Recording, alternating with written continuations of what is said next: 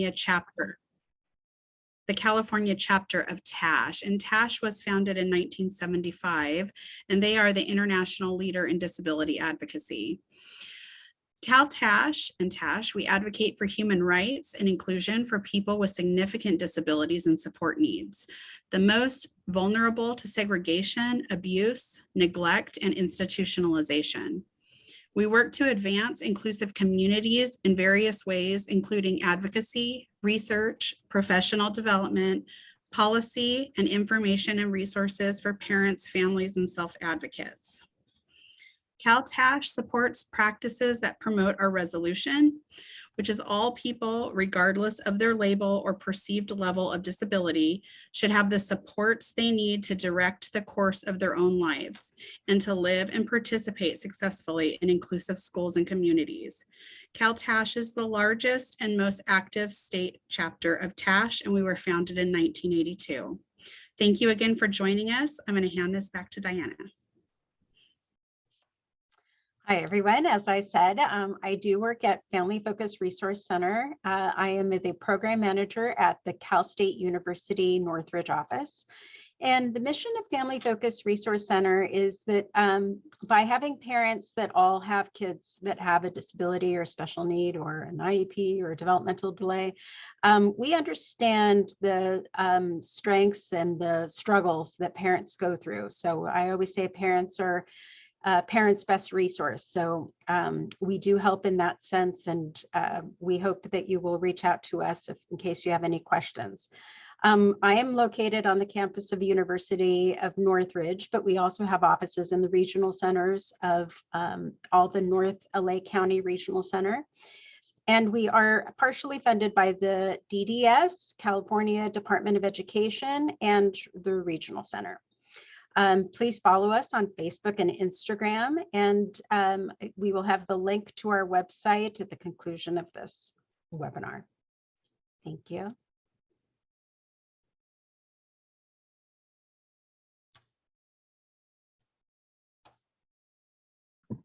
Sheridan, would you like to share? Sure, feel free to advance the slide.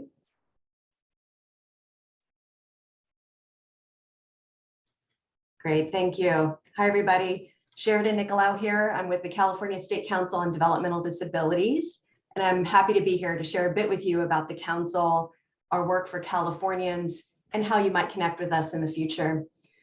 We believe that Californians with developmental disabilities are guaranteed the same full and equal opportunities for life, liberty, and the pursuit of happiness, same as all Americans.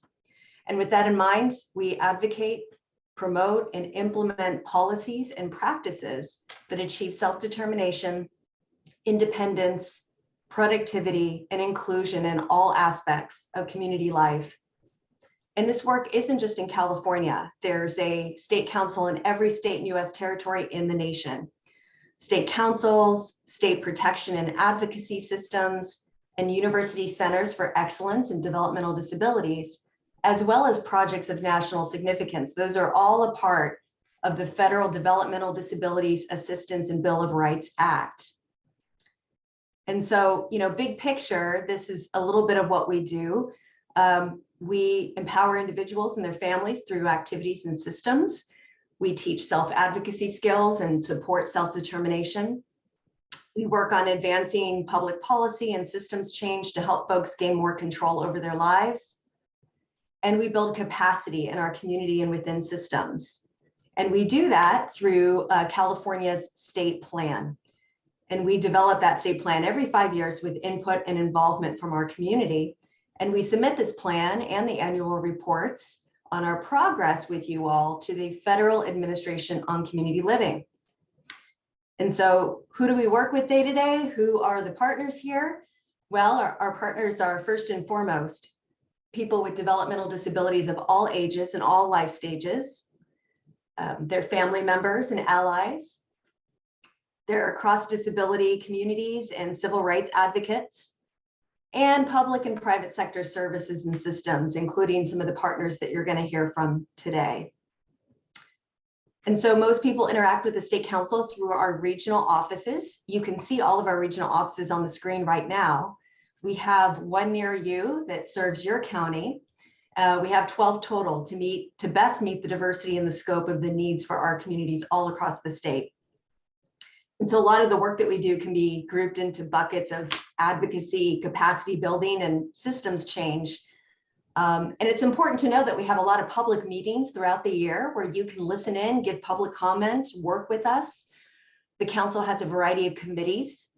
We encourage you to keep tabs on our council calendar and join in on the meetings of your interest and your advocacy. I'll put the council calendar link in the chat shortly.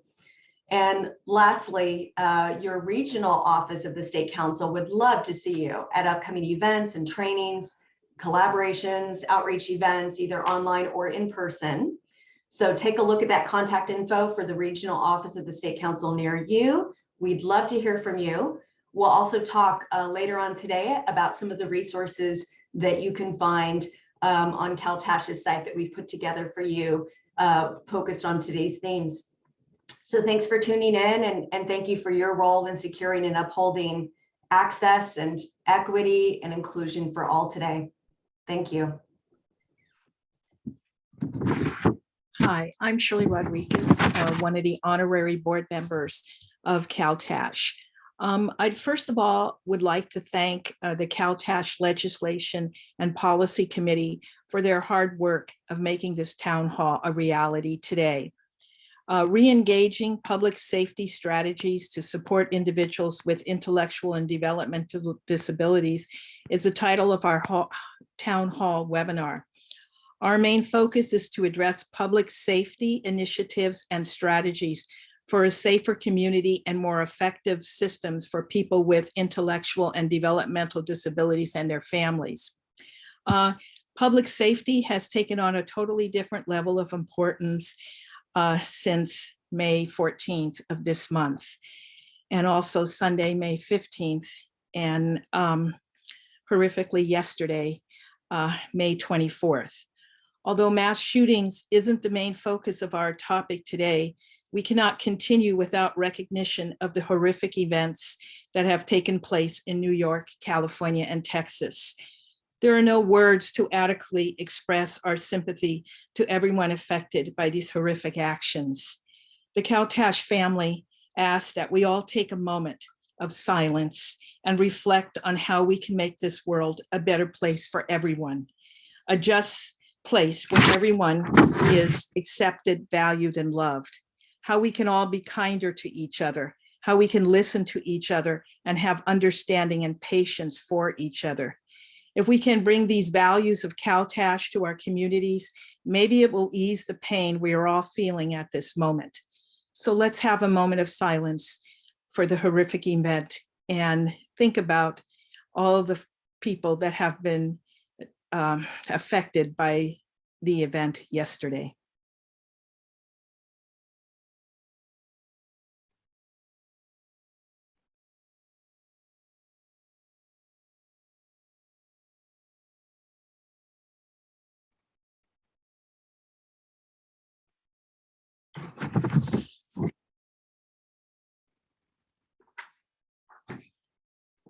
Thank you.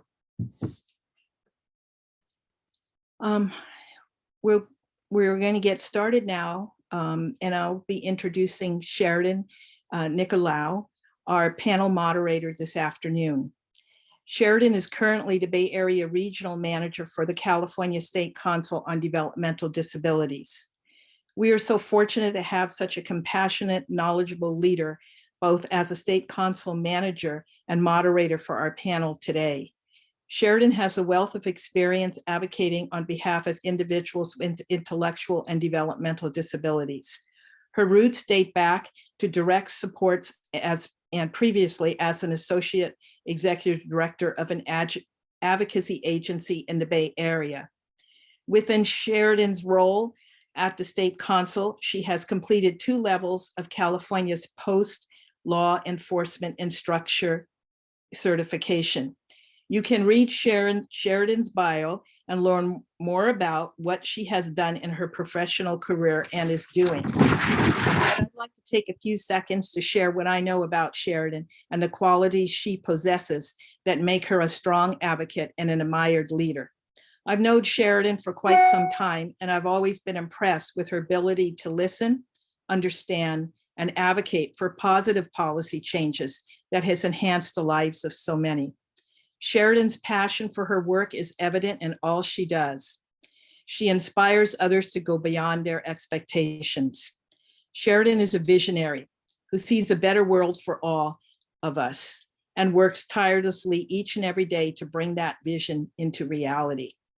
I think you will see this today as Sheridan moderates this esteemed panel on a topic that is so dear to many of us. So thank you, Sheridan, for being you, and we appreciate you organizing and moderating this panel for us today. Wow, Shirley, thank you. That was a very, very generous introduction. I really appreciate that. And thank you to our amazing panelists today for volunteering your time, and to the wonderful planners and hosts at CalTASH.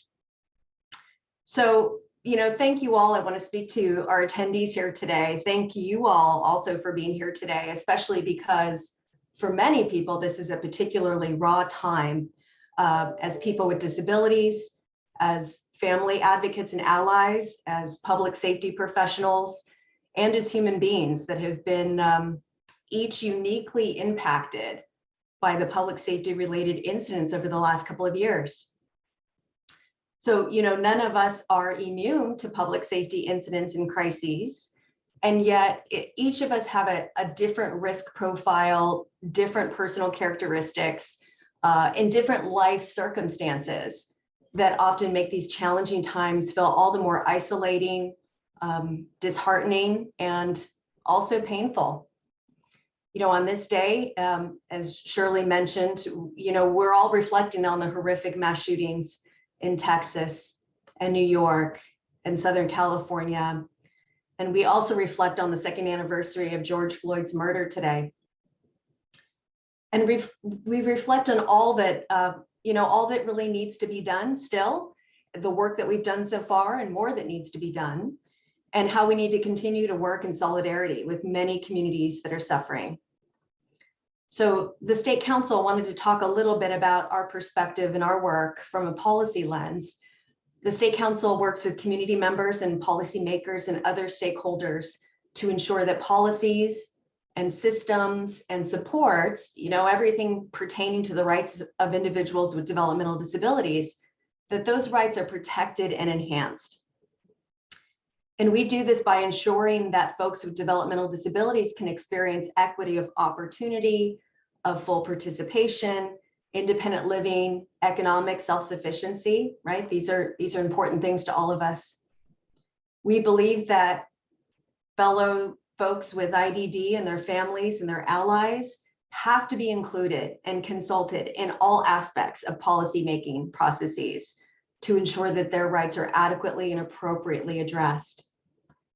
And we work with so many of you all here today to address disparities in access, in outcomes, and in quality for all systems and services and supports, both those that are disability related as well as those that serve all people across. So we approach this work today, and really we approach the work of all of our goals and our focuses from this belief, and that's that all people have a right to be safe. And I'll share just a few examples about what we mean when we say that all people have a right to be safe. So every person must be provided emergency preparedness resources and training for all types of emergencies or disasters. Folks with developmental disabilities and other disabilities experience a much greater rate of victimization and far lower rate of prosecution for crimes against them. Individuals with disabilities need to be trained on personal safety, how to recognize crimes, how to protect themselves against becoming victims of crime, both in the community as well as on the internet, and how to protect themselves from things like human trafficking, as well as how important and critical their participation is when it comes to identifying and prosecuting criminals that seek to victimize others. We have to continually work to train and collaborate with first responders We know that no interactions between law enforcement and individuals with disabilities should end in avoidable tragedy. We know that first responders, including emergency medical professionals, law enforcement personnel, as well as people in the judicial system, need to be trained in how to work with individuals with developmental disabilities during the course of their duties. And that includes folks with disabilities that are suspects, that are victims, and that are witnesses of crimes. And another example I wanted to share, these last couple of years has really elevated the need for continued health equity work and healthcare access work so that folks with disabilities are thought of and are well represented and included when it comes to public health policy. That also, of course, includes COVID vaccine and treatment access and the use of PPE to protect each other.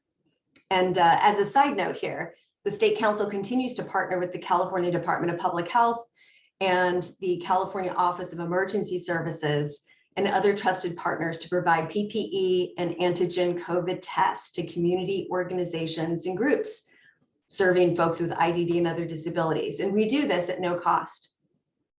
And for any organization that's out there today or groups that are out there today that serve people with developmental or other disabilities, please feel free to contact us, connect with your local State Council regional office to learn more, and we can see how we can help.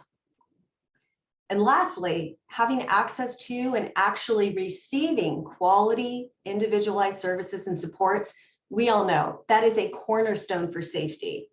It's also a cornerstone for community inclusion and belonging.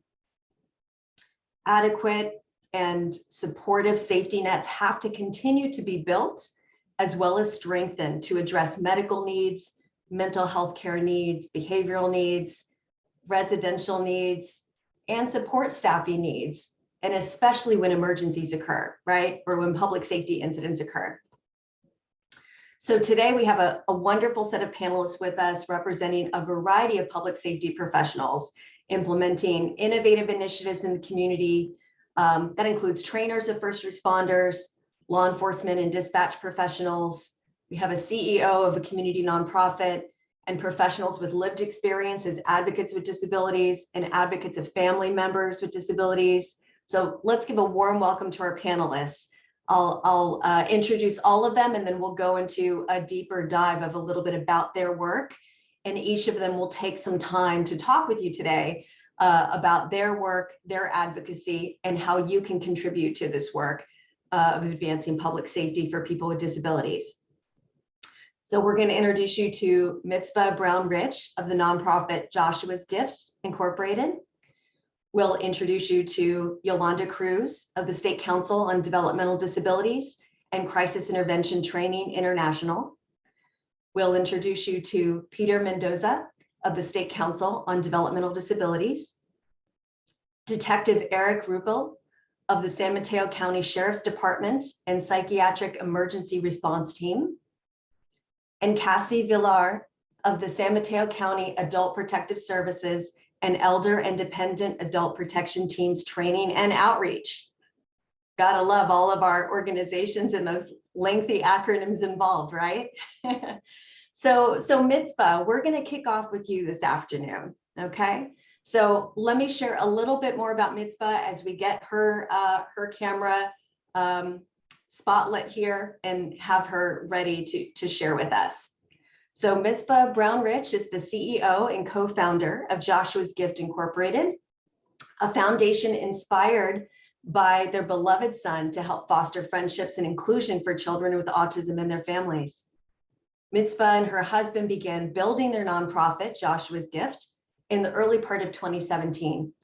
Her passion to support families living with autism led to the vision of Joshua's Gift, and her goal is to provide essential services and relief through direct funding and social experiences that might otherwise be inaccessible to these children and their families. Recently, Mitzvah and her husband created an alert code program for dispatch for first responders in order to reduce the traumatic situations faced far too often by individuals with autism and developmental disabilities.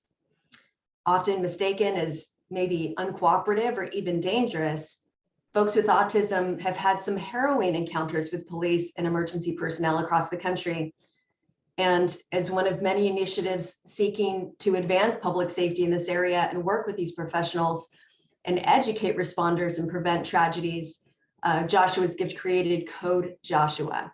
So Mitzvah, thanks for being here, and take it away. We're excited to learn more. Thank you so much, Sheridan. Thank you so much, CalTASH, for having me as well. My name is Ms. Brownrich, and I am the co-founder and also the president of Joshua's Gift. Joshua's Gift was created because of our amazing son, Joshua. My husband and I have enjoyed the honor of raising an autistic son for more than 2 decades. He's actually 2.5 years old. I'm sorry, 21 years old. The unexpected complexities of our journey has really grounded us. And now we have come to understand why God has given us such an amazing gift, a gift that just keeps on giving to our hearts. Joshua works hard at giving as much as he can of himself to our family, and we feel extremely blessed to have him. Through the foundation, which was established in 2017, a nonprofit, Joshua's Gift, financially supports the social, the mental, the emotional, the wellness, and economic needs of families living with autism. And as a foundation, we are strongly focused on developing a society that invitingly accepts, respects, and includes individuals on the autism spectrum. At our foundation, it was inspired by our personal journey and our commitment to supporting individuals and families living with autism and intellectual developmental disabilities. We know from experience that financial and emotional tolls are high.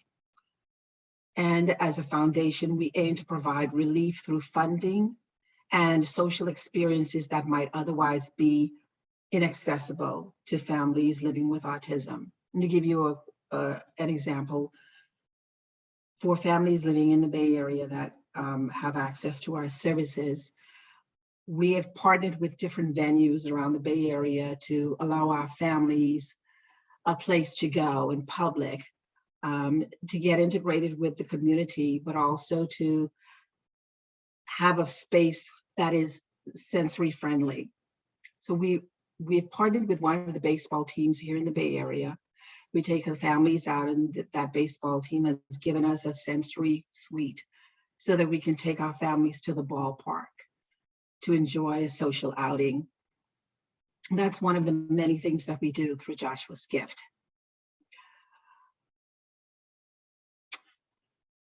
There was a very amazing and peaceful evening out with the family when we strolled into Joshua's favorite restaurant for dinner. And the atmosphere was busy as we expected, but we knew that Joshua's sensory triggers could more than likely flare up. And they did. And his father decided to take him outside for a walk to help him regulate himself. And as they were taking a walk to calm him down, an unexpected phone call by a total stranger to the local police created a heightened level of anxiety and fear for us. It was this experience coupled with an experience that I personally had with Joshua as well, where I was visiting a local station, police station, and had to place myself in front of Joshua to prevent any devastating experiences that could have happened to him. As a result, we introduced Code Joshua. Often, as Sheridan said, mistaken as uncooperative and even dangerous, people with autism have had harrowing encounters with police and with emergency personnel.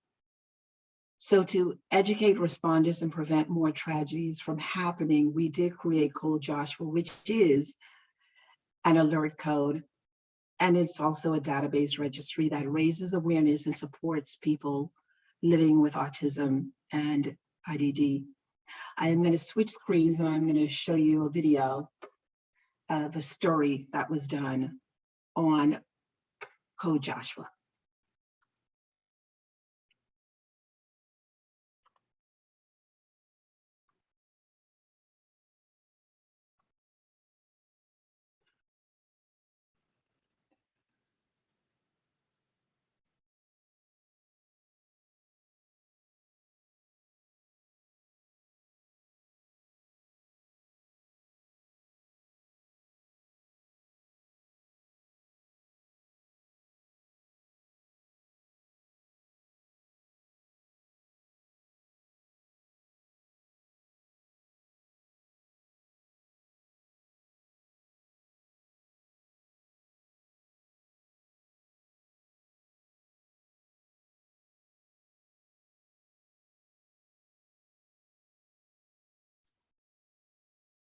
Just let us know if we can walk you through anything, Mitzvah. We don't see it quite yet. Oh, you will. So if you have the window open. Mitzvah and Carrie Rich have an autistic son named Joshua. Are you ready to eat? And they know that people on the autism spectrum can at times become overstimulated by too many sights and sounds, react erratically, or shut down altogether, particularly in public settings. We have to really think and plan when we're going out in public with him, because we don't know what to expect sometimes. And then we have to plan in case he does have a meltdown in public. We know what that looks like, but for a stranger, they may not be able to, they may not understand that. He's kind of like looking like this and he's moving around, and then all of a sudden, it's like he's overwhelmed. And he doesn't know, and he doesn't know what to do. Many behaviors by someone on the spectrum can easily be misinterpreted. And as their son grew and his behaviors were revealed, Mitzvah and Carrie Rich decided to start the nonprofit foundation called Joshua's Gift to help families cope, offering support, resources, and options for family activities. But as their son has gotten older, a new concern evolved. Joshua is now 20, but his cognitive ability is age 4. So now, imagine there is an emergency situation. Having a son, a Black son with autism, raises the level of fear when a stranger makes a call to the police who may not be familiar with his behaviors. We were concerned that that could be a real bad, outcome for him. So we thought, this is an opportunity to educate again, to try to develop relationships with first responders. And that's why they recently created a new program called Code Joshua. It has 2 components. Let me see what you did here. Number 1 is reaching out and educating first responders about autism and what it looks like. The Riches worked with Inclusion Films. And with the help of the San Jose Police Department, put together an educational video.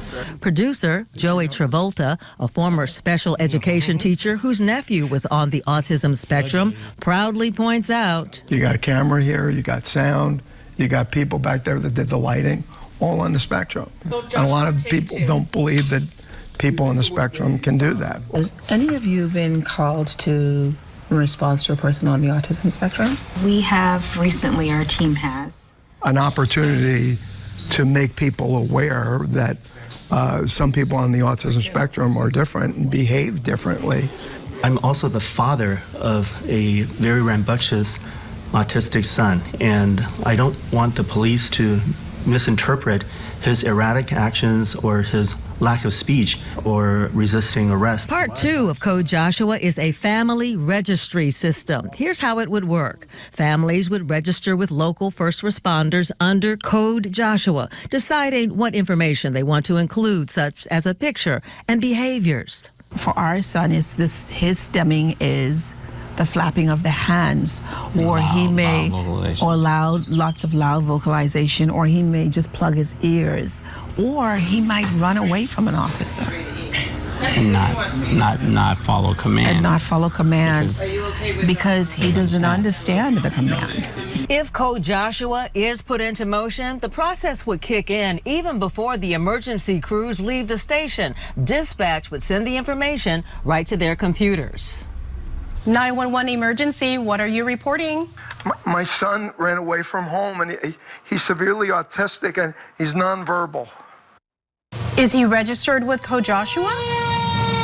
San Francisco Fire is also interested in exploring Code Joshua. Just imagine, they're in a fire building, okay, and we're trying to extricate them out of a fire building. With folks on the spectrum, they're on sensory overload as it is, okay? When we respond to calls, we come in with lights, siren, oftentimes wearing gloves. That is just all very overwhelming for those folks. Education is everything. Your family's family, whether it was autism or cerebral palsy, whatever it is, they're your family, you love them, and you want to protect them, keep them safe. What we ultimately find is, people, when they know, they're very understanding and helpful, but you have to educate them so they know. Yeah. The Joshua's Code idea is still being introduced to Bay Area first responders, and the initial reactions have been positive. The Rich family hopes that one day the idea goes nationwide and maybe even expands to encompass other developmental disabilities. But of course, that's a long-range goal. So right now, if you would like to donate, if you'd like to support Joshua's gift and learn more about Code Joshua, just go to the website.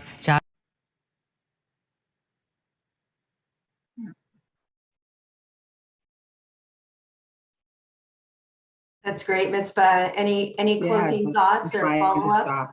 I'm trying to stop it. Yes, so that's why we felt it is just absolutely critical for us to continue working with law enforcement on training first responders on how to recognize some of the behaviors of autism and persons with intellectual developmental disabilities. And I will say that the officers that we are currently training and in San Jose PD are so passionate about this cause. They are officers that are very engaged in the community, and we appreciate what they are doing to make a difference and to support us in helping save the lives of our loved ones on the autism spectrum. The training is significant. It goes hand in hand with training dispatch, training first responders, and then there's also training the general public. That call that is initiated by the stranger. I want to lead with this. When training the general community, it is equally important that you pause and think as a caller. What is it that you're feeling during the time of your call? Is it fear? Is it concern? Is it empathy?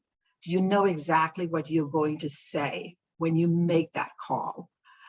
Are you consciously aware that the way you describe that individual could lead to a traumatizing experience or even a deadly outcome?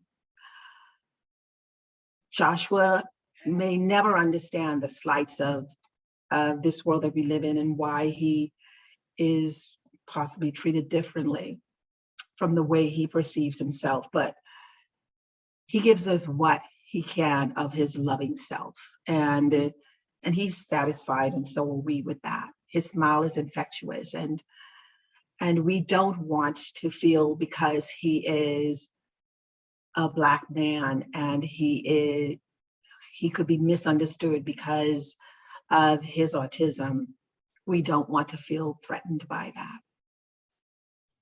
Thank you so much for listening to my presentation.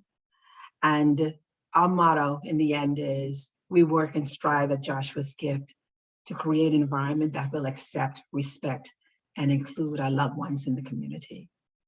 Thank you. Thank you, Mitzvah. We work and stride. We absolutely do. And I just want to echo before we move on, just the power in what you said of everybody, including members of the public, being responsible for how they think about, how they react to, and the phone calls they make or the reports that they make when interacting with someone in the community that might be experiencing a meltdown or having some other challenges. Very important. We need to put that responsibility and educate and train the general public as well as professionals. Thank you. Thank you. Wonderful, wonderful. So we're going to move on to our second panelist of today, and that's Yolanda Cruz. Yolanda Cruz is the Regional Manager for the Sequoia Office of the State Council on Developmental Disabilities. Yolanda oversees a region that includes 7 California Central Valley counties, focusing on trainings that include the rights of people with developmental disabilities. And as a part of her health and safety work, she provides training for law enforcement on common characteristics of folks with developmental disabilities under the specific curriculum of Learning Domain 37 through POST. She was appointed to board secretary of the Crisis Intervention Training International, and that's an organization whose mission it is to promote community collaboration using the CIT program to assist people living with mental health conditions and/or addiction who are in crisis. She currently trains all officers that have recently graduated from the San Bernardino Sheriff's Department Police Academy on developmental disabilities and co-occurring mental health diagnoses.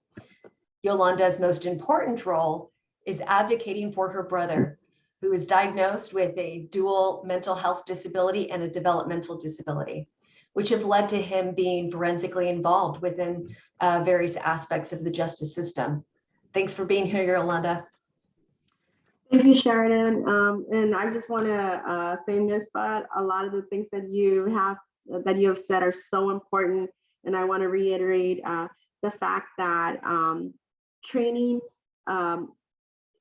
should be looked at for everyone, not just law enforcement. Even as family members, we need to be so careful of the wording we use when and if you end up having to make that 911 call. I'm going to share a little bit about what I do and why I'm so passionate about this particular topic. Let's see, let's go ahead and get started. So just a little bit about me. Like Sheridan, I'm also post AICC. So what does that mean, right? I mean, for law enforcement knows what that means. They had to go through an academy, a police academy, where they had to learn all sorts of things from, how to handle their weapon, how to drive, all those things that we don't necessarily think of. But one of the most important things, and what I'm so proud of as far as our organization goes, as far as state council goes, is that they really saw the importance of having some of us be trained to be academy instructors, focusing on the Learning Domain 37, which basically deals with interactions with people with developmental disabilities and mental health. For the most part, most of the training that's going on when it comes to law enforcement is really mental health related. So that's where CIT International comes into play. So I'm going to kind of go into a little bit of why I joined CIT International. CIT International is the agency that certifies crisis intervention training coordinators. These coordinators can be part of different police departments or just different counties where they're in charge of putting together a curriculum, a 40-hour curriculum to train law enforcement. So this is after they've become police officers, after they've already gone through the academy. So in California, we, Sheridan, myself, a couple of us through the state council are certified to do academy training, which is great. But now one of the most important things is actually getting out there when they're already officers and trying to be involved in that training piece, giving them that information that they need, not only autism, but intellectual disabilities, talking to them about the 5th category, which is rarely talked about. And it's probably going to be the one population that's going to have the most interaction with law enforcement. So that's kind of me in a nutshell. I really love this topic, and I love it because it touches me touches my family. So talk a little bit about what AICC is. I am a level 3 instructor. I know some of us within the agency are level 1, level 2, and it really depends on how much more you wanna go with doing this, right? For me, it was important to be at a higher level because I want to be able to not only impact my community, but go outside of my community. And now through CIT International, I'm doing some of this in other states. So for example, yesterday, I was invited to talk to the University of New Mexico, their CIT program. So it really helps spread the word out, gives you a different perspective on what other states are doing, right? The other thing, and this is totally, Ms. Fa, thank you for bringing it up, the importance of educating not only law enforcement, but the community itself. Even educating our young self-advocates. One of the coolest trainings that we've ever done at my office within the Fresno area was one called Law Enforcement and Me. And this was really the young self-advocates or people living with autism or an intellectual disability. They got to be part of this training where we talked about what an interaction could look like. We talked about, your rights through, your ADA rights, just your rights, knowing what to do if there is a law enforcement interaction. And this was so successful because we brought in a couple of police officers from Fresno PD, and they were taught, there was this awesome interaction. So I really encourage anyone who wants to be involved in this, reach out to us. We always need people with lived experiences to be part of these trainings. So I'll tell you, Sheridan said it, why am I here? I'm selfish, all right? I'm here because I have a brother that I love, and this is my brother, very handsome kid, if I might add. But my brother was adopted when he was 6 months old. He has fetal alcohol syndrome, developmental disabilities, and at an older age was diagnosed with some serious mental health disorders, schizophrenia. So I'm here because of him. I'm part of the reason why I do what I do is because of him. I think all of us kind of get into this field because either by accident or we have a family member, but once we're in, and it's really hard to get out because we just love it so much. So for me, I'm here because of him. Because of him, I've been, led to this type of work, working with law enforcement, not only educating, but also advocating.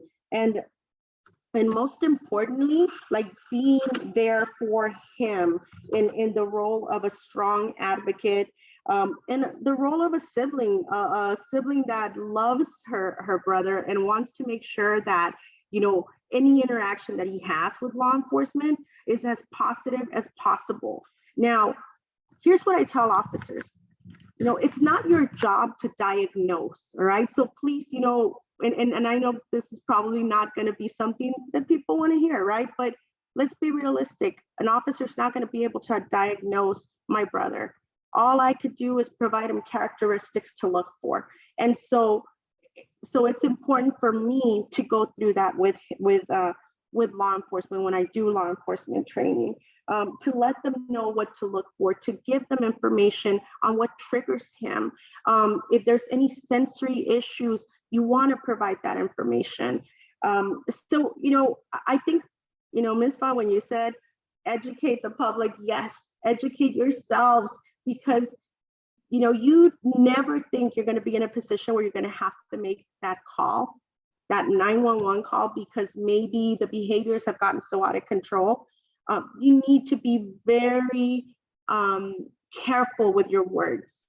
The words you use when you're making that call can make a difference. So, if you can provide as much information, do that. And that's normally what I do if there's any interaction, if I'm going to have to make that call. So that's why I'm here. I'm selfish, I'll admit it. So again, the importance that call, that 911 call, I tell officers it's inevitable. You might get that call. It could be from family members. It could be from someone witnessing something out on the streets. It could be from a child who's wandered, because I don't know if you guys realize, but there's a high statistics or statistics show that kids with autism, they wander, right? And so we want to be able to provide as much information from the beginning, what their, maybe what their areas of interest are, all of that. So these town halls, this is how we get our information out, guys. So, please share these town halls. They're so important. It really makes a difference. And so I do want to go back to why we're here, the vulnerable population that we serve.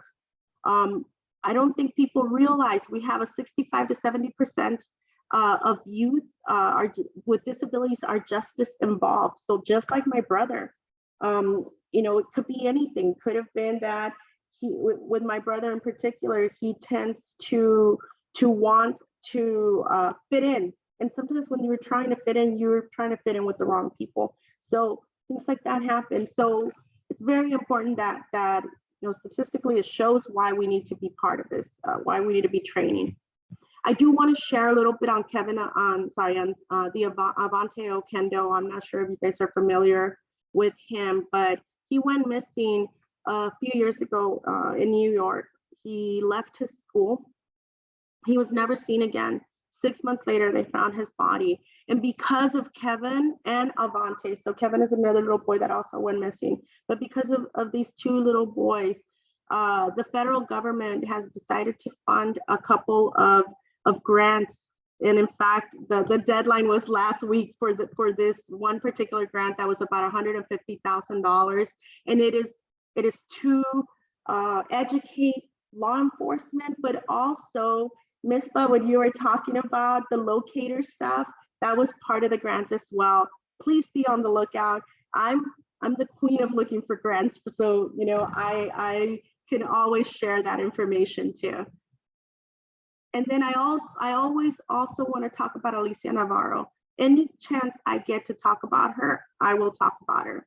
Alicia Navarro went missing from her home in Glendale, Arizona in 2019. She was 14 years old. Sheridan brought up the fact that we do training on even the internet safety, right? Alicia unfortunately got caught up in gaming, started talking to someone that was, actually ended up that she ended up leaving with.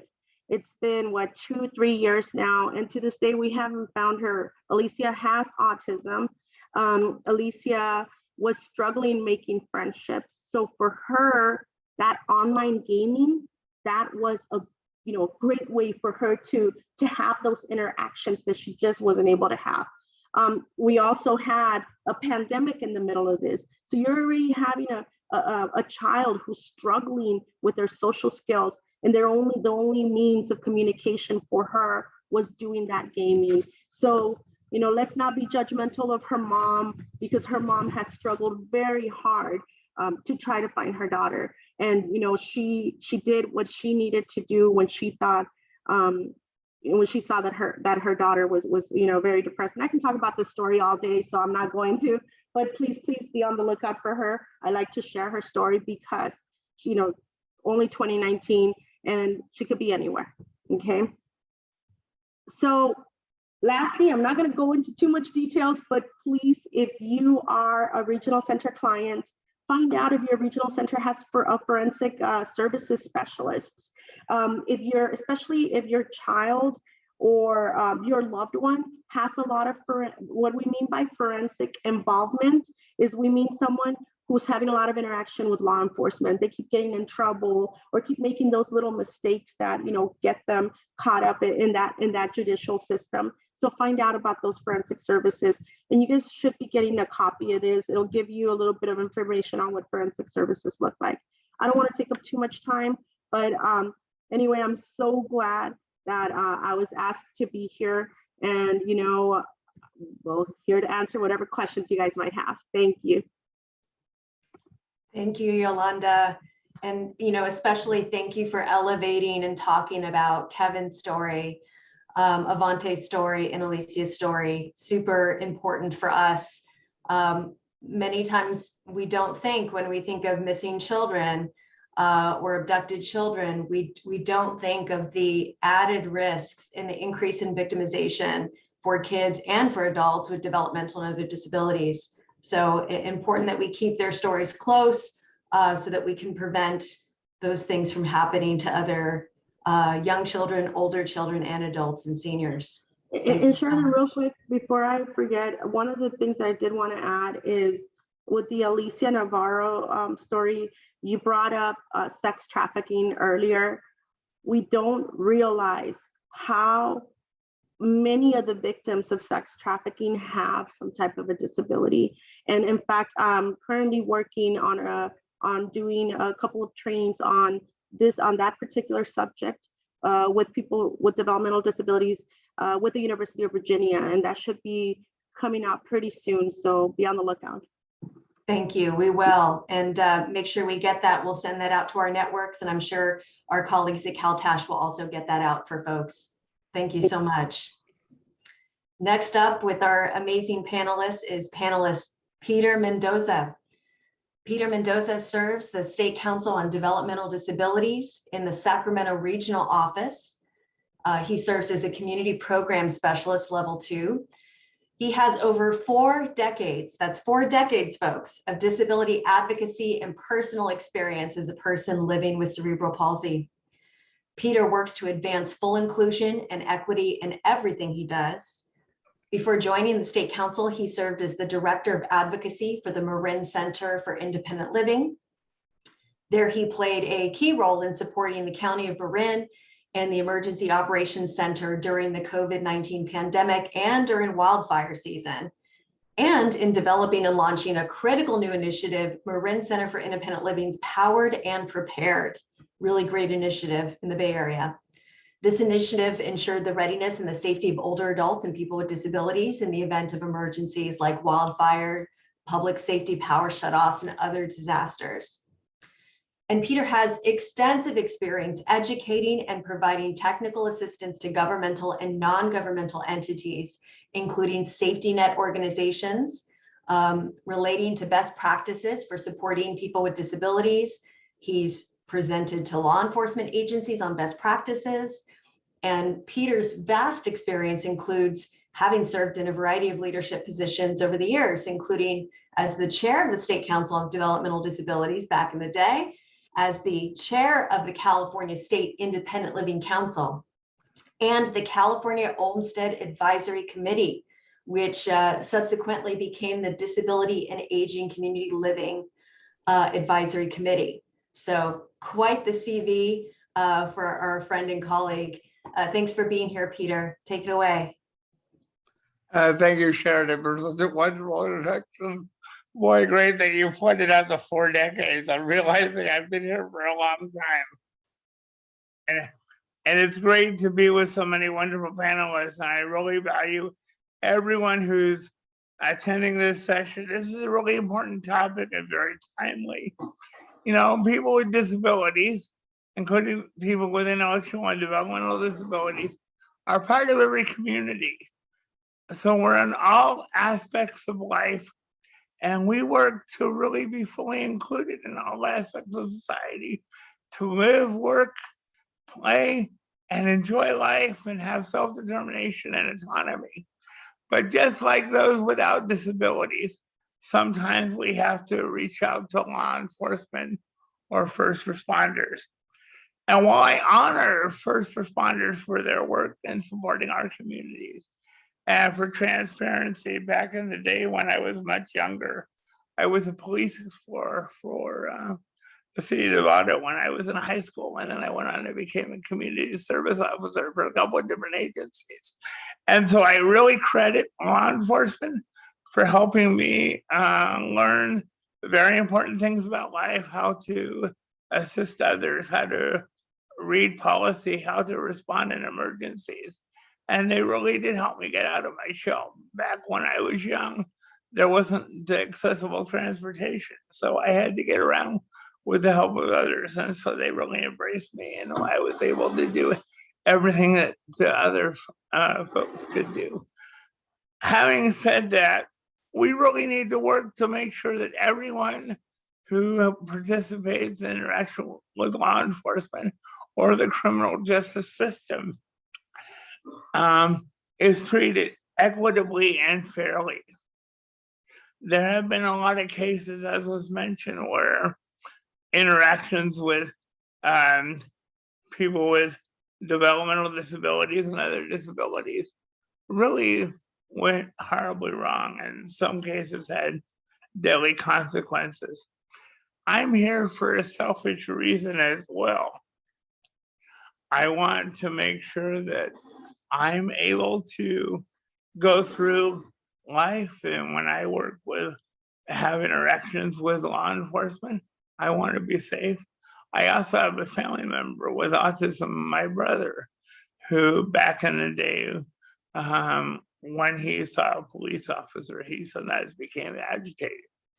Sometimes when police officers approach individuals with disabilities, it's really important when you respond to a call for service to really work with those who are supporting the person with an intellectual and developmental disabilities, or really listen to the person that you're responding to help with the developmental disabilities. Instead of charging to the scene and asking a bunch of questions all at once, try to use plain language. Approach people where they are. Develop a rapport. You know, when I'm interacting with law enforcement, and even though I have a fully independent, happy life, there are some times I've been a victim or reported a crime or fell out of my wheelchair, and first responders, including the police department, came to assist me or evacuated me from the building when it was on fire. It's important that you take people where they are, that you listen. You know, police officers trained for a whole bunch of different types of situations so that they can handle emergencies. But the general public, and frankly, people with intellectual and developmental disabilities, we don't train every day. So if, let's say there's an emergency and a bunch of officers come in, and maybe there's a crisis and they might have their weapons drawn, or they might yell freeze. You know, I have cerebral palsy. If you yell at me, I'm gonna jump. That's just the way it is. Okay, so my ability to freeze may not happen as quickly as other folks. And I know in one case when someone said, "Don't move," my arm moved and they grabbed it. This was many years ago when something happened in a store. And once they realized who I was, and it all worked out, but sometimes there's a misunderstanding. So officers need to remember that we don't necessarily train like they do. It's important that officers and first responders in general take time to get to know us. I always encourage folks to go down to your local police department and fire department and say who you are, introduce yourself, and, you know, bring a family member if you want to. So the officers get to know the people in their community with intellectual and developmental disabilities. So you can talk about what might happen and when they call for help and what you need. So there's a dialogue. The city of Elk Grove has a wonderful program where they routinely invite people with intellectual and developmental disabilities into the station for tours. They have recreational activities, educational activities to really embrace our community, and it's a wonderful program. I would encourage all law enforcement agencies to really adopt that, those types of programs. it's important to really make sure that people with disabilities, intellectual developmental disabilities, really feel valued and respected when working with law enforcement, whether you're a victim of a crime or a person who's participating in the community, in the criminal justice system, or a witness. You know, people with intellectual and developmental disabilities are victims of abuse, financial, sexual, or other types of abuse. It is very difficult for anyone to come forward and talk about abuse that's happening to them with a law enforcement officer. It's important when those conversations happen. They're very difficult because oftentimes the perpetrator is someone you love. It's important that when you interview folks and talk to them, that you reassure them.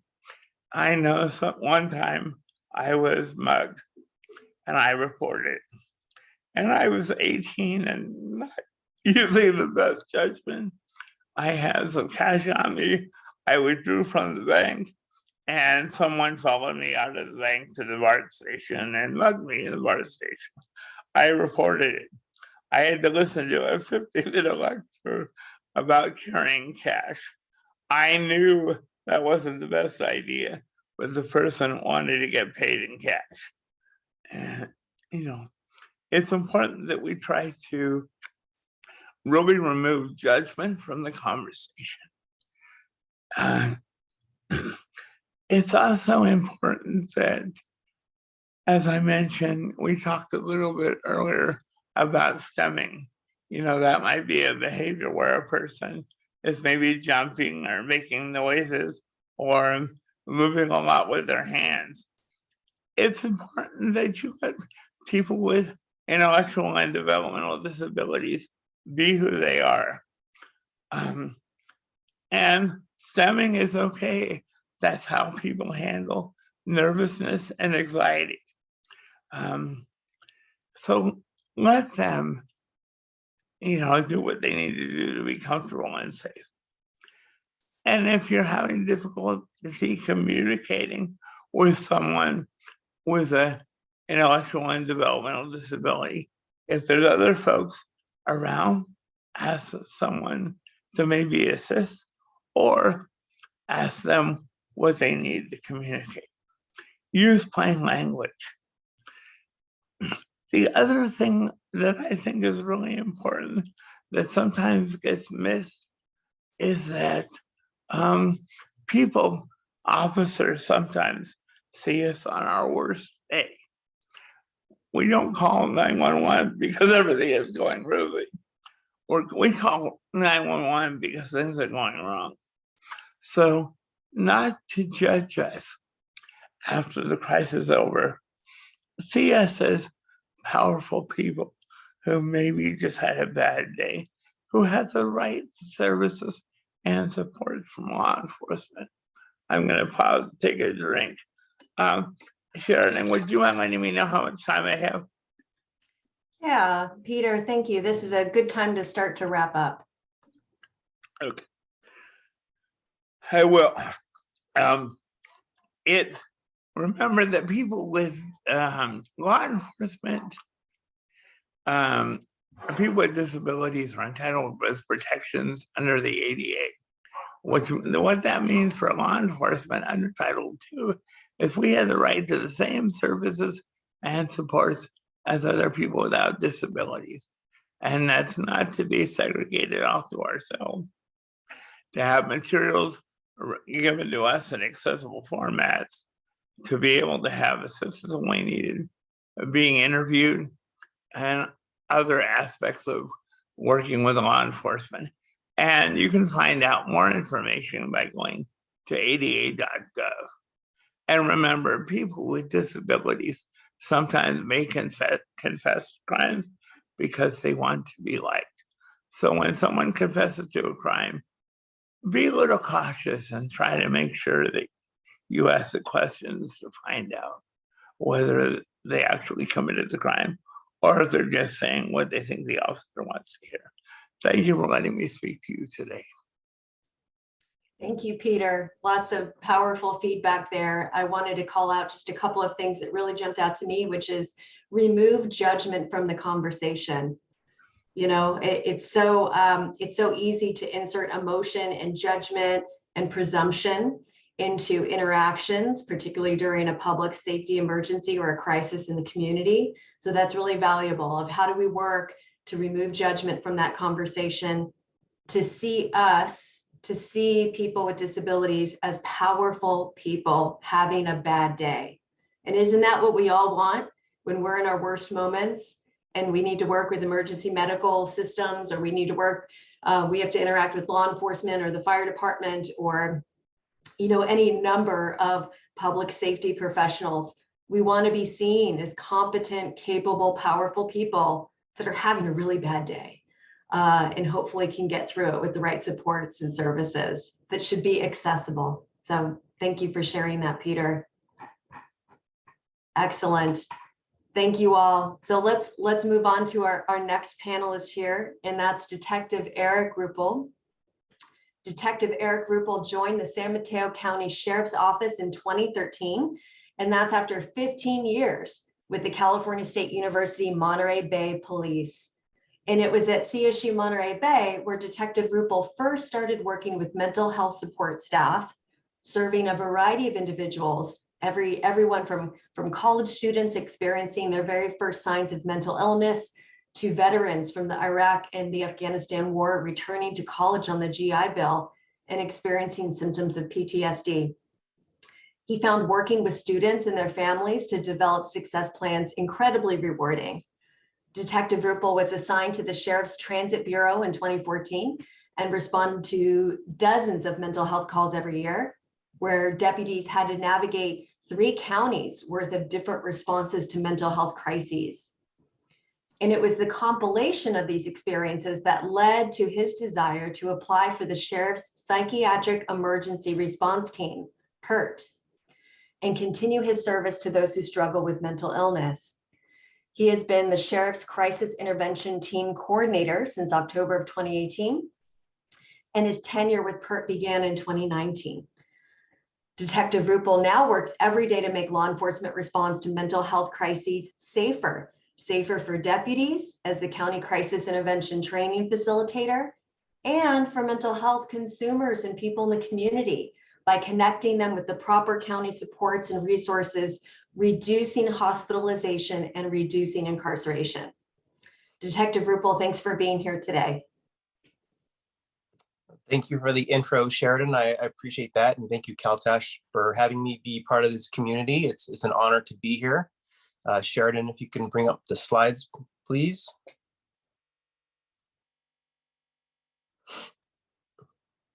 It's nice to actually hear some of the background things that I've done during my time in law enforcement. After 23 years, it's been very rewarding. And in the next few years, I will probably be able to retire. So I am retiring on very much a high point in my career. I think it's important, just if you're not familiar with San Mateo County, that we quickly just show you the jurisdictions that we're responsible for. Next slide. So we are San Mateo County. We're located between Pacifica to our north, and then all the way down to the Santa Cruz County border. It's a very large county, and these are the communities that we operate in and we take referrals from. So very busy every single day. If you're familiar with any of these communities, you know that there's many different needs from many different communities. But let's talk more about the purpose of PERT. Next slide. So our team is a partnership. It's not just the Sheriff's Office. We partner with clinicians from Behavioral Health and Recovery Services in San Mateo County. So 2 detectives and 2 clinicians. And we take in cases, anything involving the unsheltered, homeless, intellectual developmental disabilities, or anything that involves even the belief that mental health could be a consideration. So we investigate those cases, do the appropriate follow-up, and as Sheridan mentioned, try to connect those folks to the best resources within the county. Our goal is to prevent tragic outcomes, and very much our goal is also to educate our deputies to assure that they're making the best choices for themselves. Many of these cases, if we can meet with them early enough, we can either end incarceration or assist them in the process if they have been arrested for a crime. So we're very proud to be able to help support families moving through these challenging types of cases. We also are part of the crisis negotiation unit. You would think that crisis negotiation typically is just deals with the criminal aspect, but much of our work in those cases is to, in the midst of a crisis, look into the background of the person if they're known. And then we can assist the coach from the negotiator with pertinent information that might be related to a developmental disability or a mental health case, and then give them specific information such as triggers or perhaps trauma that's in their background. And that can assist the negotiator with not touching those hot points and steering them more toward a successful conversation. During some previous crisis negotiations, we're able to communicate with the subject's care team, a psychiatrist, their primary care physician, and family members, and start gathering all the necessary information to bring the case to a safe resolution. Let's go to the next slide. So what does our response look like? We receive referrals in many different forms. It could be a 5150 case. Sheridan, can we switch to the next slide? Oh, per response, that's it, I'm sorry. I'm sorry, it's my fault. We can go back. So our referrals come in many forms. It could be a 5150 case. It could be coming from a family member within our jurisdiction, all the cities that we showed you. Comes from administrative staff. And then if it's a 5150 case, then we're able to do, if it's necessary to respond to the crisis, we can do that. But generally what we've found, especially during COVID in the last couple of years, is a lot of case management was very helpful. And we started to engage a lot more with the families of the person who was in crisis. Our deputies have done a good job of responding to crisis and de-escalating those calls, and then moving them into the hospital. And then we get to do the follow-up with the family to try to, again, reduce the recidivism if that's part of the case, or at least try to keep them out of the hospital. So we can visit them in the field. We can try to collaborate for better ideas and see what's working and not working. So our cases, we generally try to keep cases no longer than 30 days. The reason for that is it just helps us get folks connected and on to the next resource. It's better for us, so we're able to respond, and better for them because that's going to be their long-term care team. I'd say, let's see, in first quarter of 2022, we took in a total of 145 referrals, and I'd say about 50%, maybe a little bit more, are assigned to our caseload. And we probably look at approximately 700 cases in a year. So we don't respond to all those cases like many. We will consider if we don't respond to the home or connect with them personally, we do make phone calls. We can reconnect them if they have fallen out of contact with their care team. We try to organize the best response with our team, and then we take immediate action. Collaborating with the care team is very rewarding. Like, we learn more about the individual from them, and then having them be reconnected we found to be very, very successful. A lot of our education comes from the cases that we do. And so when I took over as CIT coordinator in 2018, I saw that there was a gap in our curriculum when it came to developmentally disabled, intellectually disabled individuals. And, I noticed that not only from my own ignorance, it's just in our program, it needed more. So that's where Sheridan and I had connected, and she was introduced me to Golden Gate Regional Center. and CBM out of San Francisco, creating behavioral education momentum. And with their help, we put together a very unique and specific curriculum for our deputies to bring awareness to them. So they're not treating every case as if it's a crime, because there are special needs that go along the lines of these individuals. And if we're not aware of what those are, then we are not going to be successful in our role to give them the service that they deserve. It was in 2019 where the sheriff came to us and said, what else can we do? How can we make our crisis intervention training program better? What are we not doing? And so at that time, we kind of looked inward and saw what we were and weren't doing. We looked at other programs around the country, and PERT, the name comes from San Diego, as many of you know. And our program started out in 2015, but it was just basically serving the unsheltered and trying to get them off the street. It wasn't until 2017 that it evolved into including mental health and co-occurring disorders, and still including the unsheltered. And in 2019 is when we expanded our curriculum into what we call enhanced crisis intervention training. And it was an additional 24 hours that was more of a safe response model. So the CIT program became our educational foundation, and ECIT became our operational portion of how we were going to respond to crisis, regardless of what it was. Can we go to the next slide, please? So I already briefly mentioned this, but we want to reduce the volatility of these crisis calls. It can be really intense for deputies when they respond to these calls. And if they're going in with an open mind and they're recognizing signs of certain things that they perhaps learned in CIT, then they can slow down, they can have more calmer approach, and then we share information. That in itself is going to reduce the need for use of force. We're going to tell each other, hey, I'm recognizing this sign. It might be this person, he may be autistic. I'm noticing that he's stimming. So these things are things that we're discussing now out in the field. And of course, we want to reduce future hospitalization and incarceration. So let's go to the next slide.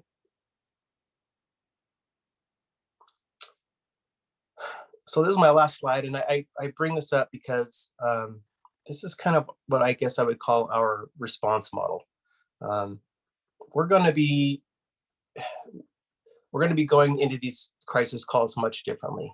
And part of that reason is because in 2020, the penal code changed, and the use of force code specifically, and under 835A5, it states now, as of 2020, that individuals with physical, mental health, developmental, or intellectual disabilities are significantly more likely to experience greater levels of physical force during police interactions, as their disability may affect their ability to understand or comply with commands from peace officers.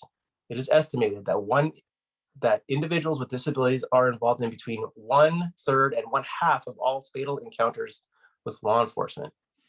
So, wow, that was a lot. And when that was not intended to scare law enforcement, but it was, I think, a proper prompt for us to slow down and pay more attention to what it is that we're actually witnessing.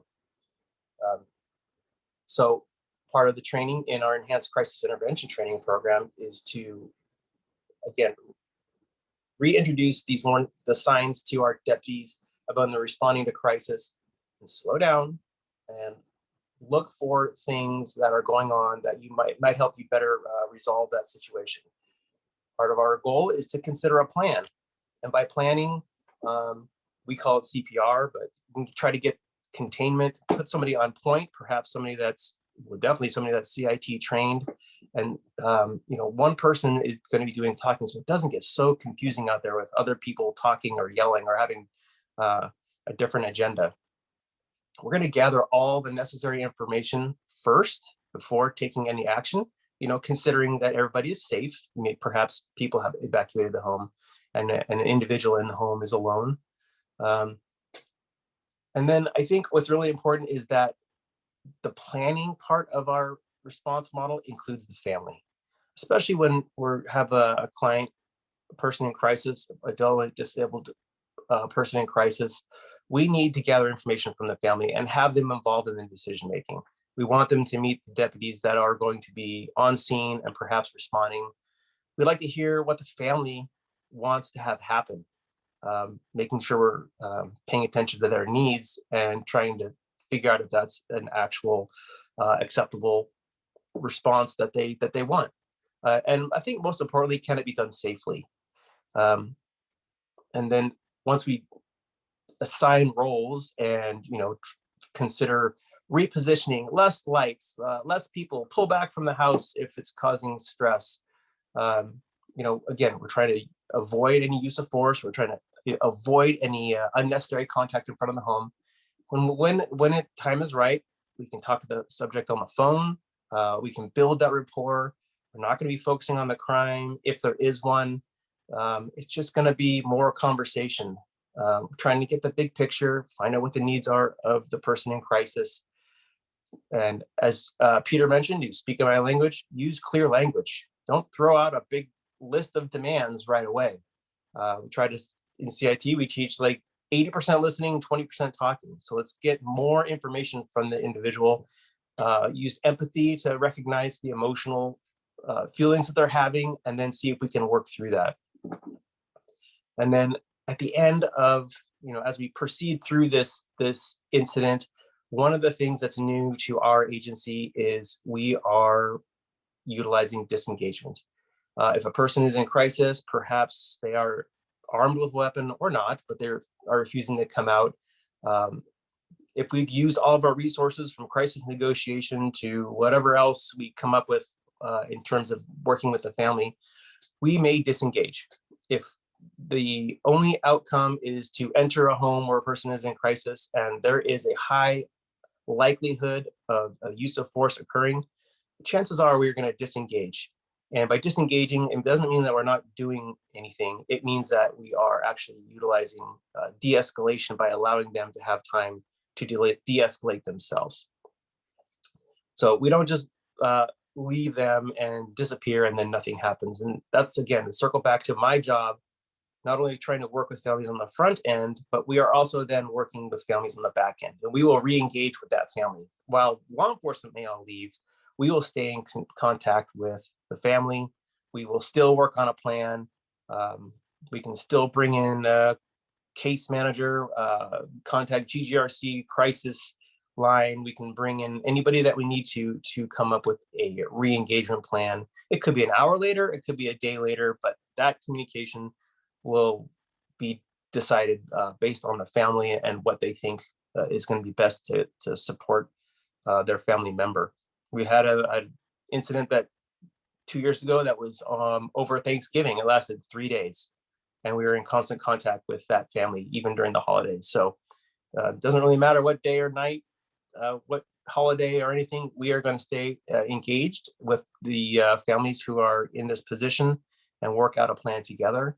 And so I hope, a little patience for law enforcement. We generally try to, it's easy when you're looking at everything like it's a crime. So we are doing our best to manage our own emotions, remember to use empathy, reorganizing our thoughts, giving people time to discuss why they're in crisis and meet them where they are. And I think that's really the most important part of this for officers, for deputies, for law enforcement in general, is not to rush and meet that person where they are. Because if you understand from CIT signs of intellectual or developmental disability, that is going to make you far more successful in the outcome of that case. So I was happy to share our program with you all today.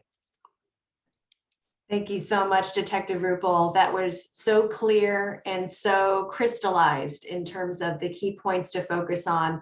I loved looking at the disengagement decision-making and the re-engagement plan that specifically is including family members, the self-advocate, case managers, the care coordination involved. That is challenging. Anybody that's done care coordination knows that it is not easy because it's oftentimes systems with different languages trying to communicate with or without an interpreter.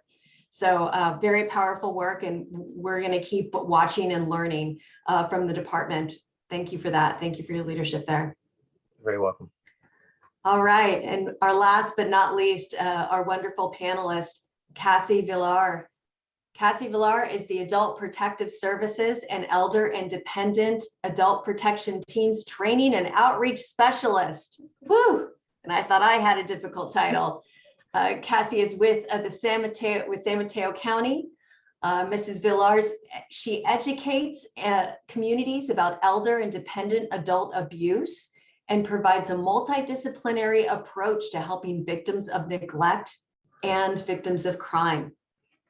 Services provided by APS, Adult Protective Services, include responding to known reports or suspected abuse or neglect, conducting investigations, and arranging for the delivery of services from available community agencies. Mrs. Villar was a community worker with the San Mateo County Children and Family Services for 21 years prior to this current position. So very experienced, not just with adults and with elders, dependent adults and elders, but also with children and families. This last year is when she joined San Mateo County Health, Aging, and Adult Services, and we're so glad she did. Thank you for being here, Cassie. Thank you. That was a great introduction. You covered a lot. Thank you, everyone. I'm going to be doing a quick overview of our services that we do have. Well, not services, but I'm going to talk about adult protective services. So, general. Okay. So thank you again, Sheridan. My name is Cassie Villar. I'm with San Mateo County Adult Protective Services, and we say EDAPT so that we don't wind ourselves out by talking too much. It's a long title and counties love abbreviations. So my overview is going to be regarding, like I stated, these programs, how we interact and how we support our adults within our community. Whoops, let me go backwards. Sorry about that. I'm going to start. Here we go. So what is Adult Protective Services? Adult Protective Services is a agency that investigates abuse of elders and dependents. These are individuals who live independently in homes, apartments, hotels. And so this is a population that lives independently.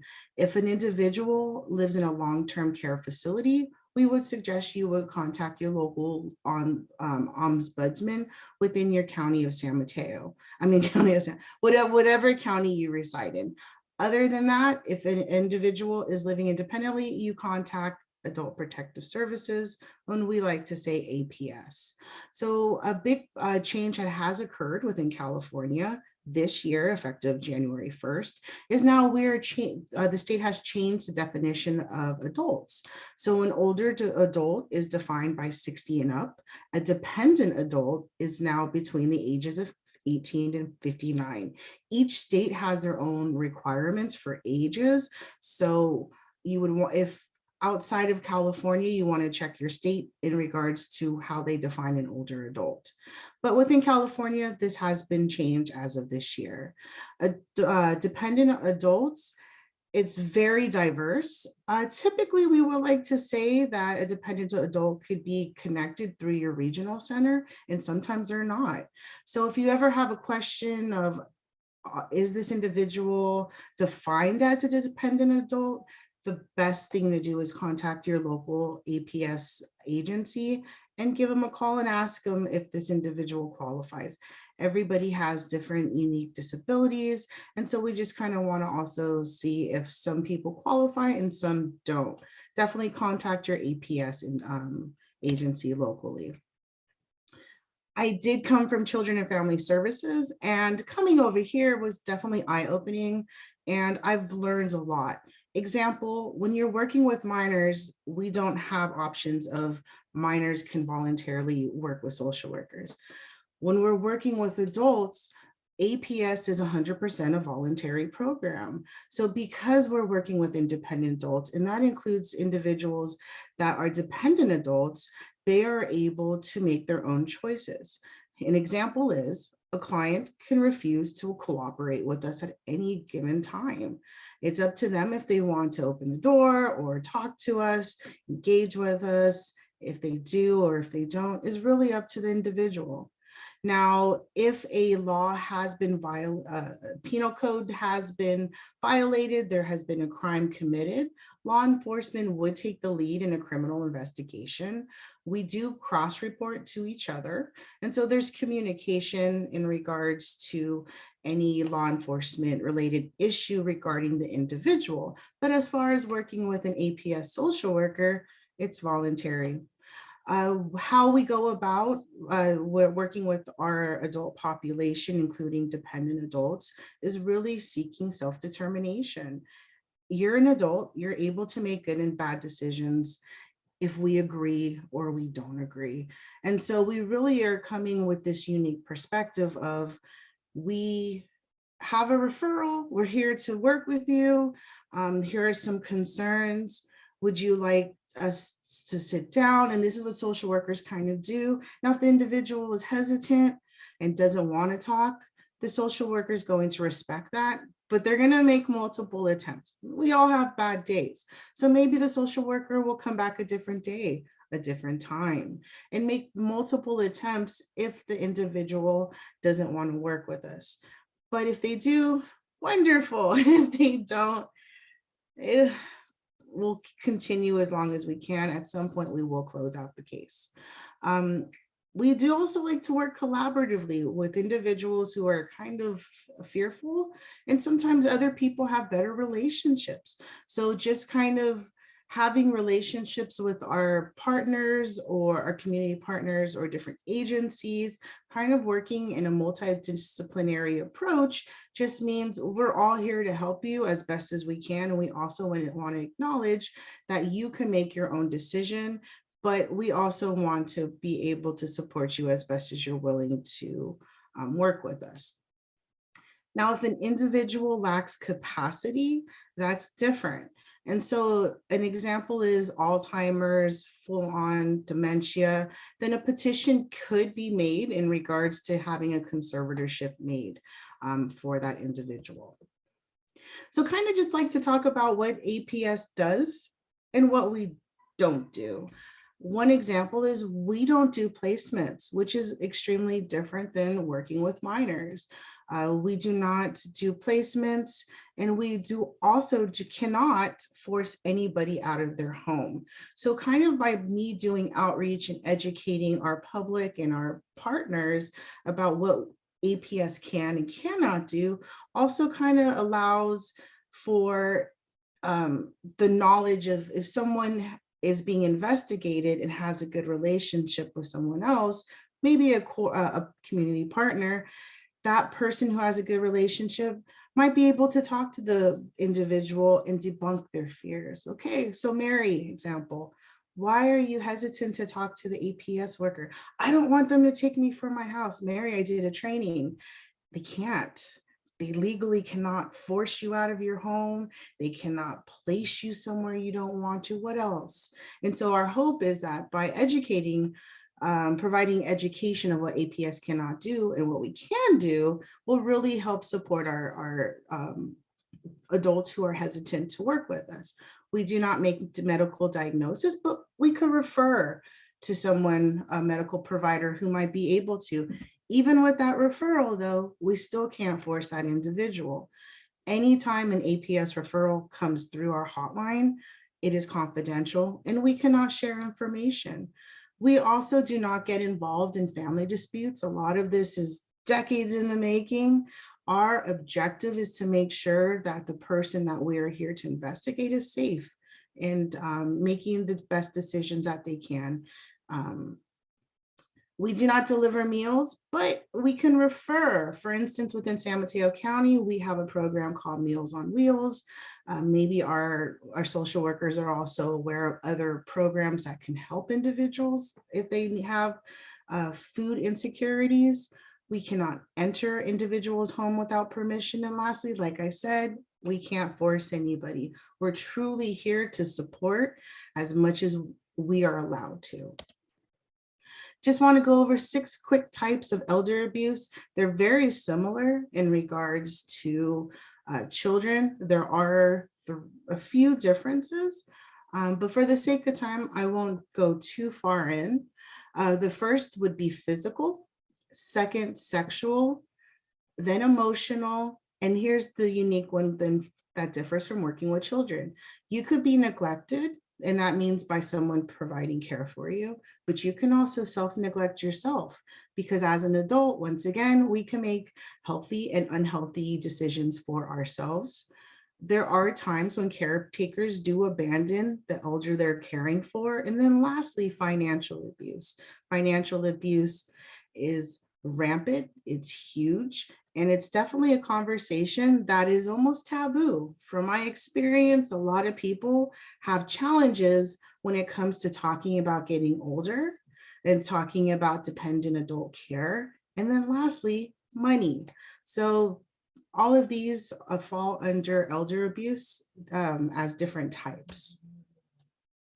So in regards to financial abuse, these are just some examples. I actually do an hour-long training in just different types of scams and abuse, but this is going to be general for the sake of time today.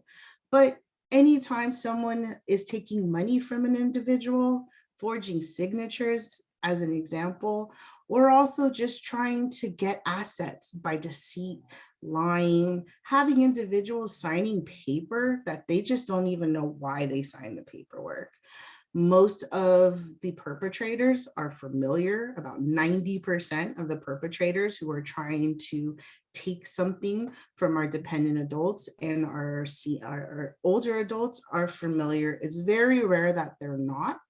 And lastly, telemarket scams are another one. I'm sure you've received calls from the IRS. IRS never calls you. They always mail you stuff. They'll use scare tactics to really scare people into thinking that they have to send money. So this is about a $35 billion a year industry. It's international. And so as our population is living longer, this is definitely going to increase year by year.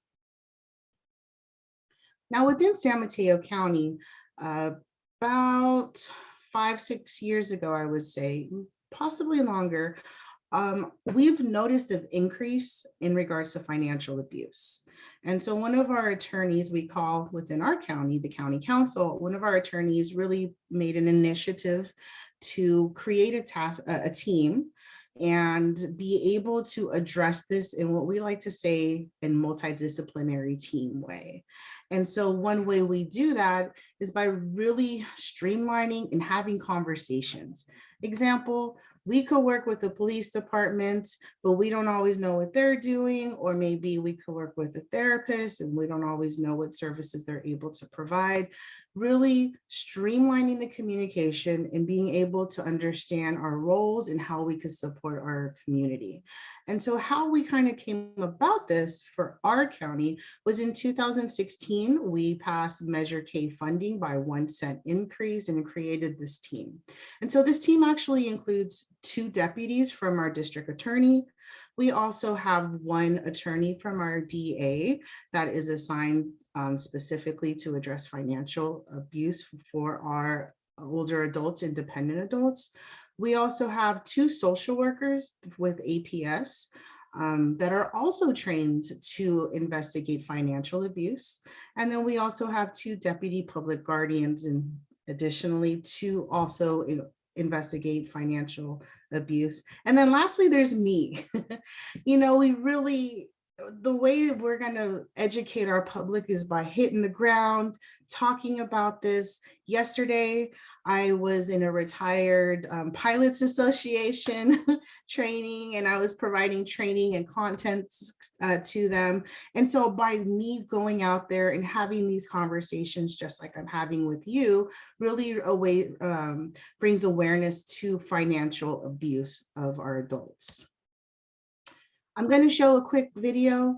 This video is actually for police training, but it includes our EDAP team within San Mateo County. And this is in regards to real estate and deeds of trust. So I'm going to put this on so that I know I could talk about it, but sometimes those videos are really helpful to kind of see how do we actually work together and how we can support someone.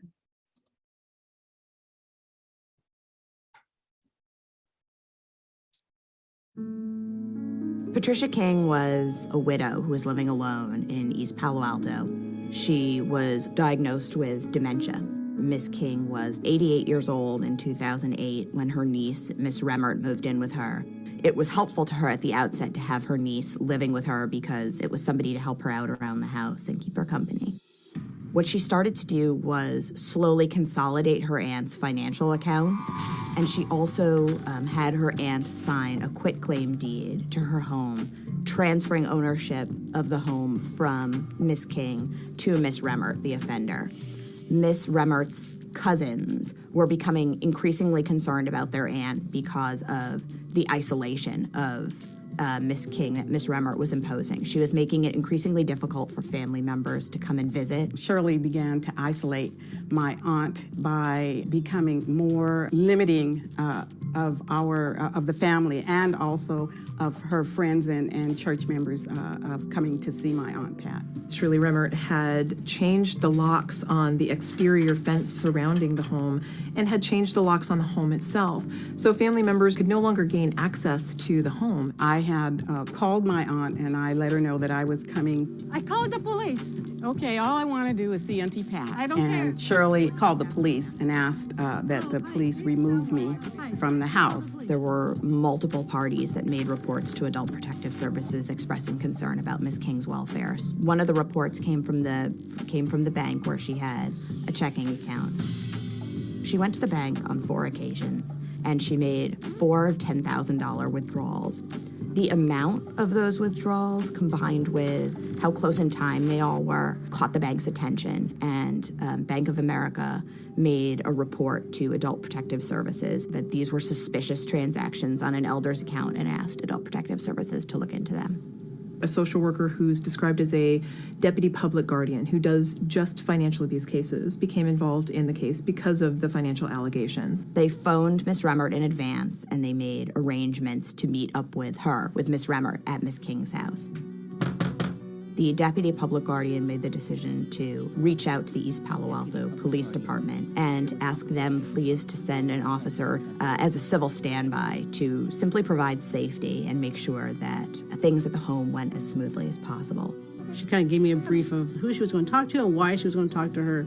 I knew we had something a little more than just a civil standby. She had some substantial evidence and information.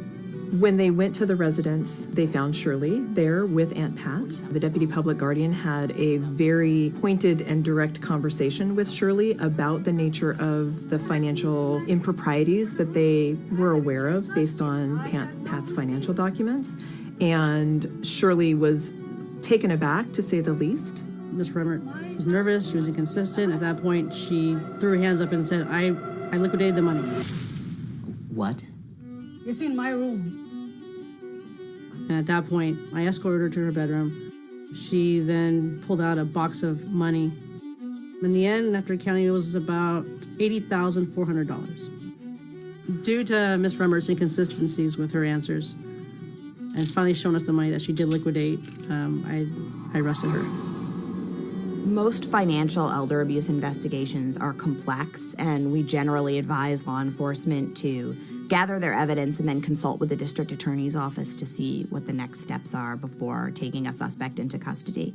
But in this particular case, the fact that the quick-thinking East Palo Alto Police Department apprehended Miss Remmert on the spot was crucial to our ability to not only preserve the cash that was seized from the home, but also to freeze the home and execute a search warrant. And a tremendous amount of crucial documentary evidence was discovered. This document over here, it says quit claim deed. When you signed this, did you believe that you were giving away your house? Oh, no. I'm not giving away my house. The fact that the victim of a crime has dementia shouldn't necessarily indicate to you that that person cannot be a witness and an important witness in their own case. Do you want to continue to own your house until you die? When I die, my people divide my house. These are the kinds of cases that are nuanced. They typically involve very complex family dynamics that have taken decades to evolve and are only getting worse as time progresses. So if there's history with that family, Adult Protective Services will be able to provide that to you while you're in the field. And that situation that's in front of you that you're looking at is going to look really different through the lens of all of that information than it does when you're just standing on the porch with someone trying to figure out whose paperwork is more legitimate than whose. At the end of the jury trial, Ms. Remmert was convicted of multiple felonies, and the trial judge sentenced her to 7 years and 4 months in the Department of Corrections and Rehabilitation. The cash that had been seized from the home was released back to the victim, and the judge signed an order voiding the deed and returning Ms. King's home to its rightful owner. So if anybody would like to make a APS report, this is our phone number here for the state of California. If you're unsure what the phone number of your local county is, definitely use this phone number here. It's 1-888-401-0832. And what you do is you'll make a call, enter the zip code that you are interested in, where you're residing, and it will connect you to your local APS agency. And just remember, you don't have to have all the information. You don't need to be a detective. You just need to suspect some abuse has occurred. For every one referral that we get, we do not receive 24. So we are a very underreported agency. And so by hopefully this outreach, this can really inspire individuals who feel that abuse might be occurring to make a call to your local APS agency. Thank you. Thank you for your time. Thank you so much, Cassie. That was terrific, and important to know that for every one call to Adult Protective Services in California, 24 don't get made. And the importance of, you don't have to know about the abuse and have all of the evidence. You don't have to be the detective or the judge or the police department.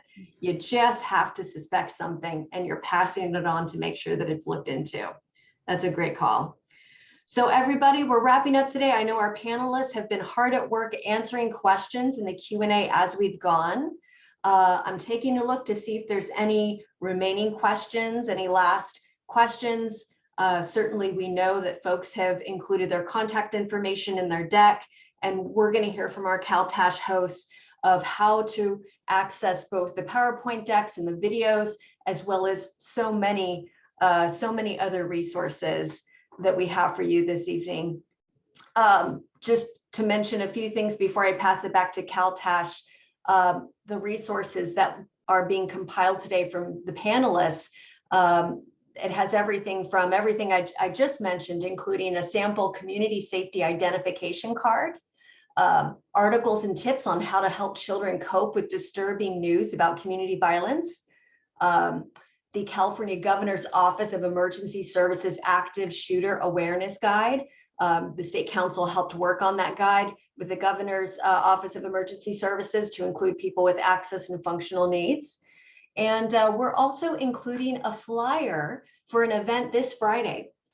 This Friday, SAC6, which is a self-advocacy group, they're hosting their community safety chat, and that includes a mental health tip of the day, safety tips for when someone goes missing, using a cell phone and using money in public spaces, pedestrian safety, and more. So come one, come all. They're happy to have you all join. And last takeaway before I pass it back to CalTASH here, just wanted to, what I really heard from our panelists today and from our CalTASH hosts and from some community members that made comments today, is that it takes us all doing our part in improving systems and safety and access. It's a responsibility that we all have in different ways and in different levels. And it's important to know that our disability communities are diverse. And this diversity means that our work and our advocacy goals are not easily distilled into common talking points, right? They're not easily distilled into policy work. That's tough stuff. And yet, all of us believe in and fight for access, equity, and for systems that see us, that know us, and that can appropriately serve us with us. So I encourage you to check out the resources that CalTASH is compiling from today's panelists, and please stay in touch and let us know how we can all work together for a safer community for all Californians. And back to you, CalTASH. Thank you.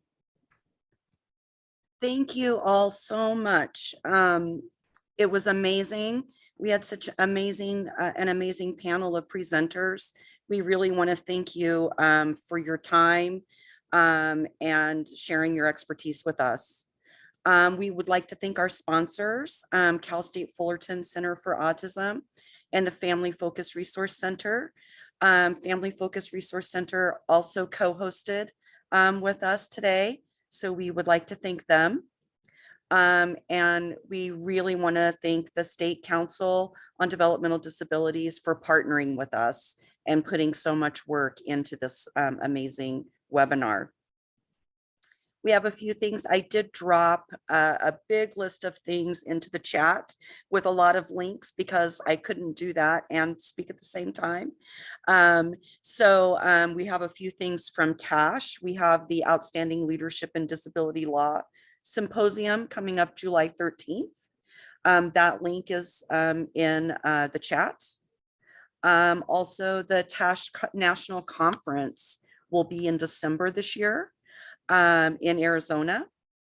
That information is in the chat.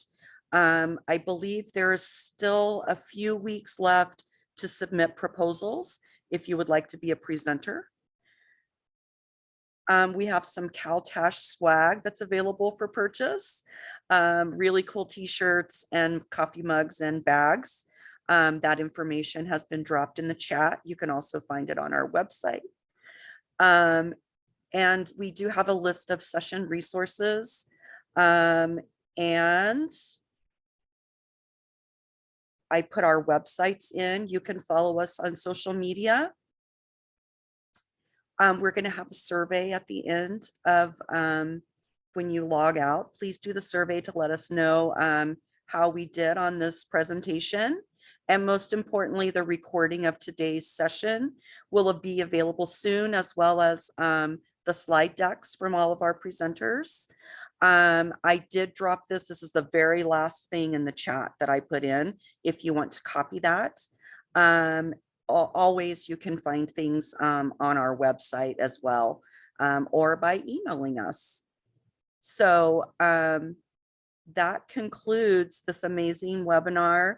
Thank you again, everyone, for participating. And we're so glad that you were all here.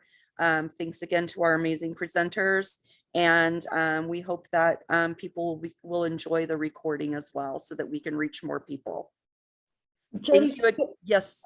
Can I just, I wanted to send you a link that I think is important, maybe participants might be interested in. Absolutely, please do. Oh, I could just put it for everyone. Okay, I wasn't sure. Yeah, do you see?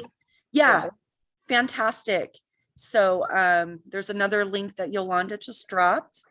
And I know that I think their information is also all our panelists in the slide, in their slide deck, so that you can reach out to them in person when you find our live recording. So thank you, everyone. Have a wonderful evening. And we look forward to seeing everyone again at our live CalTASH conference in March. So thank you all for participating. Thank you for having us. Thank you.